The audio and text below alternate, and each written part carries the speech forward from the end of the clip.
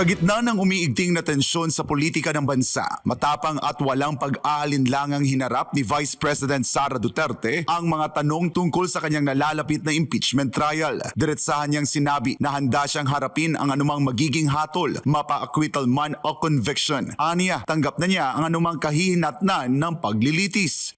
Wala akong expectations of acquittal or a verdict guilty. Basta sa akin lang ay tinanggap ko na kung ano yung magiging verdict. Whether guilty man yon or acquittal, I'm already at peace. Hindi rin itinanggi ni VP Sara ang kagustuhan niyang ituloy ang paglilitis sa kabila ng legal na diskarte ng kanyang mga abogado. Para sa kanya, nais niyang maging matindi at malaman ang proseso ng paglilitis. They would not want a trial as lawyers. Alam naman natin ang galawan ng mga abogado, no? Marami silang mga paraan sa batas as a legal recourse for their clients. But sinabihan ko na rin talaga sila, really, I truly want a trial because I want a bloodbath talaga.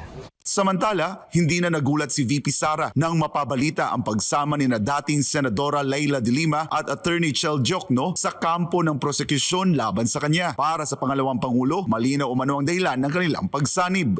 Well, understandable kay Leila de Lima and kay Chel Diokno. They've been very vocal anti-Duterte since birth, yes.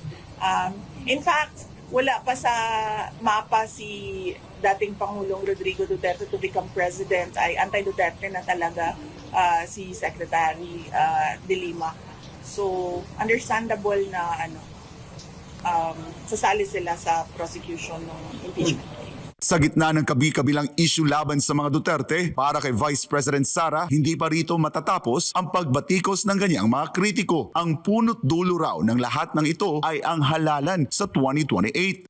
This is about the 2028 election. It's not about ICC. It's not about the impeachment. It's not about confidential funds. It's about the 2028 elections. Dagdag pa ng pangalawang Pangulo, wala pa naman siyang malinaw na pahayag kung tatakbo ba siya sa pagkapangulo. Ngunit para sa kanyang mga kritiko, sapat na umano ang banta ng kanyang posibleng kandidatura upang umpisahan ang mga hakbang laban sa kanya.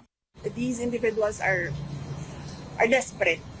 Desperate for, as I said, cash, cocaine, and champagne. Para sa Diyos at sa Pilipinas kumahal, ako si Jason Rubrico, SM9 News.